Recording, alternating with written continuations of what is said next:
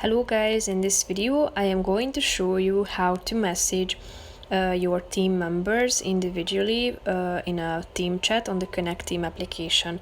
But first I just want to mention, don't forget to subscribe to my channel, because at 100,000 subscribers I am going to show you my whole YouTube revenue statistics and growth strategy, how to make money online. Now let's jump into it. First of all, open the app on your phone, tap on the chat button down below, click on Team Chat, tap on this information button that you can find in the upper right corner of the screen. Here you can find the members of the Team Chat. Click on the person to whom you would like to send a message. Click on Message, and now you will be able to start private chat with the person that you have selected from the Team Chat. Click on Type a Message and send it to this person. So that's pretty much it for this video, guys.